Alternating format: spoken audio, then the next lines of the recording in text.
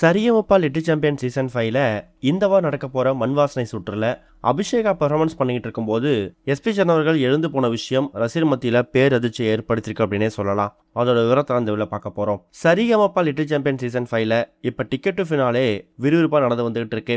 ஏற்கனவே விஷ்ணுவர்தனும் Akshit நிருப்பமும் ticket to finale வாங்கி finale சேருக்கு போயிட்டாங்க. மீதி இருக்கக்கூடிய போட்டியாளர்கள்ல யார் டிக்கெட் டு ஃபினாலே வாங்க போறாங்க, அடுத்தடுத்ததா யார் வாங்க போறாங்க அப்படிங்கிறது தான் எதிர்பார்ப்பே. அந்த வகையில இந்த வாரம் மண் வாசனை சுற்று அப்படிங்கிற அடிப்படையில ஒரு ரவுண்ட் வைக்கிறாங்க. இதுல கிராமத்து சார்ந்த பாடல்களை பாடணும், அது மட்டும் இல்லாம அதில் பெர்ஃபார்மன்ஸை பெஸ்ட்டாக கொடுக்கணும். அப்படி கொடுக்கக்கூடிய ஒரு நபருக்கு 3வது டிக்கெட் ஃபினாலே கொடுக்கப்பட்டு அவங்க ஃபினாலே அனுப்பப்படுவாங்க. இப்போ விஷ்ணுவர்தன், அக்ஷித் நிருப்பம் இவங்க 2 பேரை தவிர்த்துட்டு மீதி இருக்கக்கூடிய நபர் யாருன்னு பார்த்தீங்கன்னா வர்ஜா இருக்காங்க, அபிஷேகா, மோக்ஷிதா, ஸ்ரேயா ஸ்ரீராம், ஜினோஜ், இப்படி சொல்லிக்கிட்டே போகலாம். குறிப்பா இல்லை சுமன் ராஜும் டஃப்பான காம்படிட்டர் வந்துட்டு இருக்காரு. இந்த வாரம் மண் வாசனை சுற்றுல டிக்கெட் டு ஃபினாலே யார் வாங்க போறாங்க அப்படிங்கிறத தாண்டி சரியமப்பா ஷூட்டிங் ஸ்பாட்டில் நடந்த ஒரு அற்புதமான சம்பவம் அபிஷேக ரசிகர்களுக்கு கொஞ்சம் சந்தோஷத்தை ஏற்படுத்தியிருக்கு அப்படின்னே சொல்லலாம். அபிஷேகா இந்த கிராமிய பாடல்கள், மண் சார்ந்த பாடல்கள்லாம் அடித்து தூள் கலப்பக்கூடியவங்க. அப்படிப்பட்ட ஒரு அதிரடியான பர்ஃபார்மன்ஸை தான் அவங்க இந்த வாரமும் கொடுத்துருக்காங்களாம். அவங்க பாடிக்கிட்டு இருக்கும்போதே எஸ்பி சரண் அவர்கள் அவரை அறியாமே எழுந்து ஸ்டேஜுக்கே போயிட்டு அபிஷேகாவை ஹக் பண்ணி தான் அன்பை வெளிப்படுத்தியிருக்காரு. அபிஷேகா கிராமத்து பாடல்களை பாடுறதுல இந்த சீசனில் உன்னை விட்டா அடிச்சுக்கிறதுக்கு ஆளே கிடையாது. இருந்தாலும் பார்ப்போம், இன்னும் ஒரு 2-3 பேர் தான் பாட வேண்டியது இருக்கு.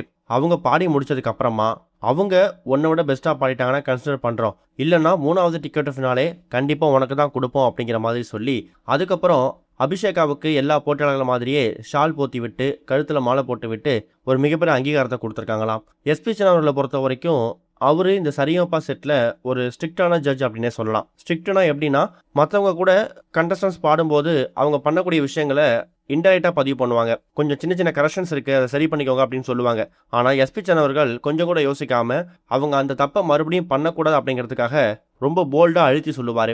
அப்படிப்பட்ட எஸ்பி சரண் அவர்களே அபிஷேகாவோட பெர்ஃபார்மன்ஸை பார்த்து மெய் மறந்து போய் அவர் உட்கார்ந்த சீட்லேருந்து எழுந்து போயிட்டு அபிஷேகாவுக்கு அப்ளாஸ் கொடுத்த விஷயம் இருக்கு இல்லையா, இது ஒட்டுமொத்த அரங்கத்தையும் அதிர வச்சிருக்குது. இப்படிப்பட்ட ஒரு பெர்ஃபார்மன்ஸை அபிஷேகா கிட்டது நாங்கள் எதிர்பார்க்கவே இல்லை. ஆனால் இதுதான் தேவைப்படுது. இந்த டிக்கெட் டு ஃபினாலே ரவுண்டில் எப்படி பாடணுமோ அதுதான் முக்கியம். டிக்கெட் டு ஃபினாலே வாங்காதவங்க அடுத்தடுத்த வரக்கூடிய டிக்கெட் டு ஃபினாலே வாரங்களில் அதை ஃபினாலே மேடை நினச்சி பாடினீங்கன்னா கண்டிப்பாக உங்களுக்கு டிக்கெட் டு ஃபினாலே கிடைக்கும் அப்படிங்கிற விஷயத்தையும் எஸ்பி சரண் அவர்கள் அபிஷேகா ஒரு முன் உதாரணமாக வச்சு ஸ்டேஜில் அறிவிச்சிருக்காராம். வந்திருக்கக்கூடிய சீஃப் கெஸ்ட்டாக இருக்கட்டும், நடிகைகளாக இருக்கட்டும், இவங்க எல்லாருமே அபிஷேகாவோட பர்ஃபார்மன்ஸை பார்த்துட்டு கண்டிப்பாக நாங்கள் ஃபினாலே ஸ்டேஜில் உட்காந்து இந்த குழந்தைங்களோட பாட்டை நாங்கள் பார்க்கறதுக்கு ஆசைப்படுறோன்னு வாலண்டியராக ஃபினாலேவுக்கு இன்வைட் பண்ண சொல்லி கேட்டிருக்காங்க.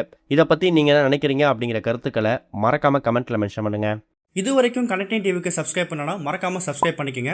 உடனடி அப்டேட்ஸ் பெறுவதற்கு நோட்டிஃபிகேஷன் பெல்லையும் கிளிக் பண்ணிக்கங்க.